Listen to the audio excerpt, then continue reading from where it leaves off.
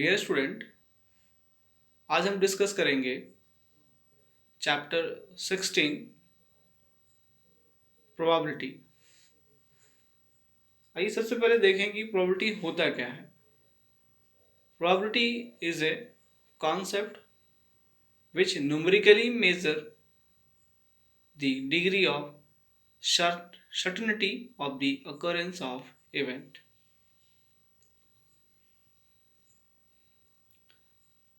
Next, important words or terms related to probability.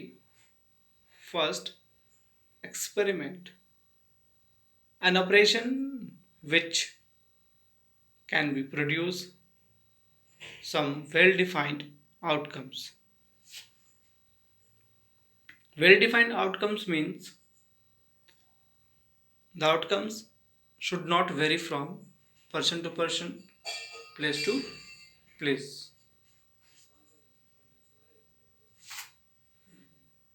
And next one is random experiment. An experiment in which all possible outcomes are known but exact outcomes cannot predict in advance.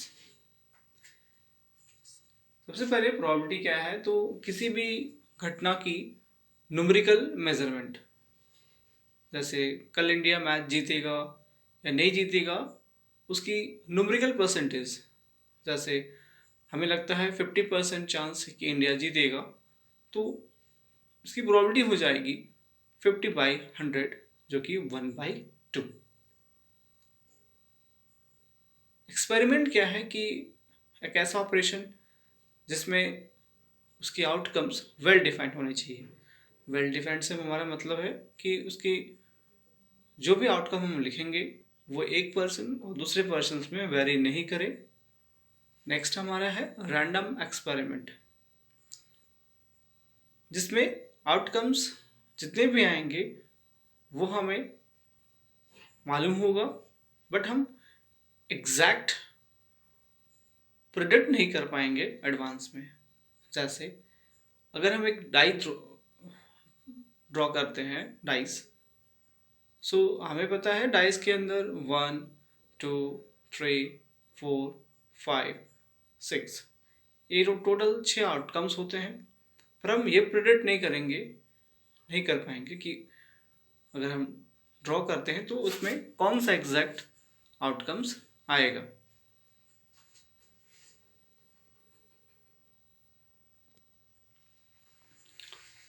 Next, outcomes and sample space.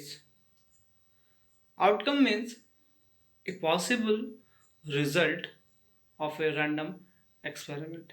एक random experiment के possible results को हम outcome कहते हैं। For example, in a die, अगर हम एक die यानी एक लूडो की गोटी को हम ड्रॉ करते हैं, then we get outcomes 1 2 3 4 and 5। वहीं अगर हम एक कॉइन को टॉस करेंगे, in a coin we get outcomes H, T। H stand for head, T stand for tail।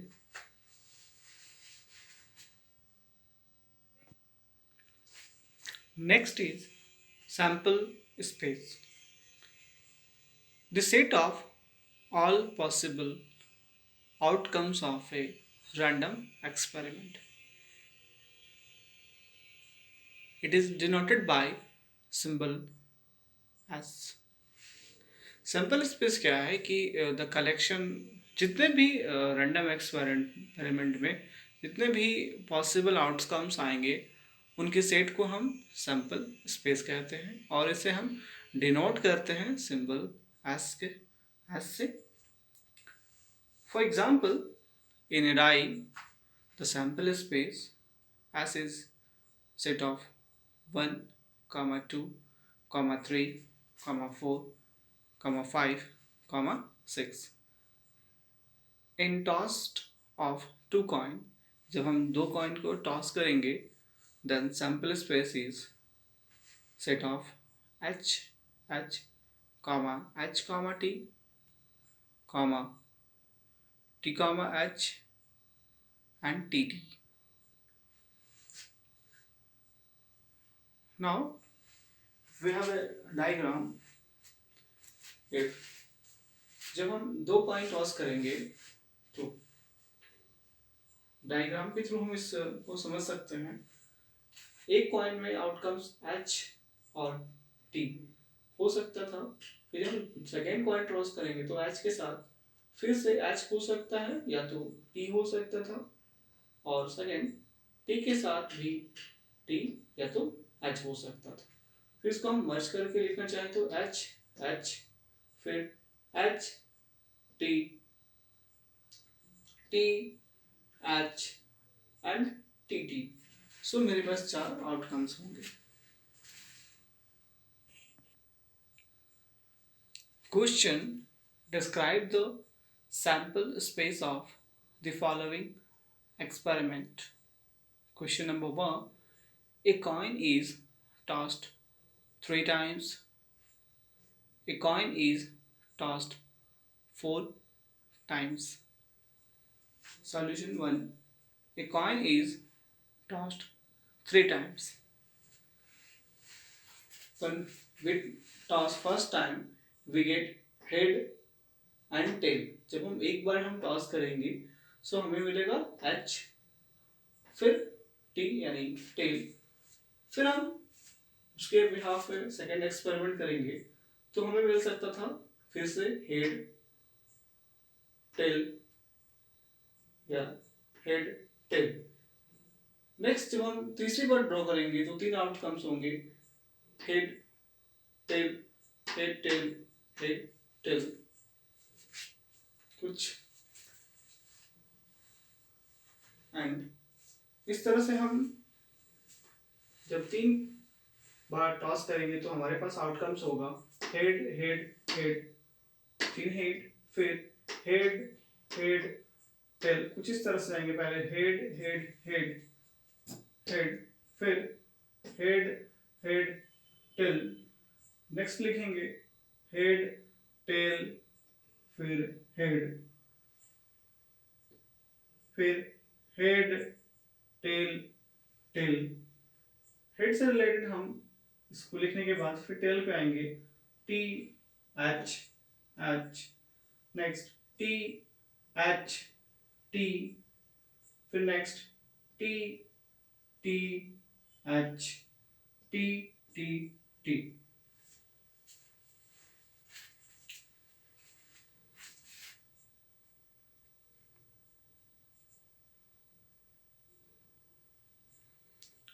और 4 कॉइन टॉस के लिए हम सबसे पहले 3 कॉइन के सैंपल स्पेस में, जो कि हमारे 3 कॉइन के लिए हमें सैंपल स्पेस टोटल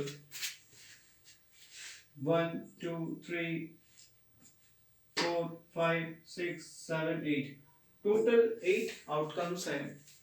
और जब हम 4 कॉइन के लिखेंगे तो सबसे पहले इन 8 आउटकम से पहले एच एच लिखेंगे, फिर इन सभी के पहले टी टी टी लिखेंगे, और इस तरह से हमें टोटल 16 आउटकम्स प्रोवाइड होगा 4 बार टॉस करने के लिए.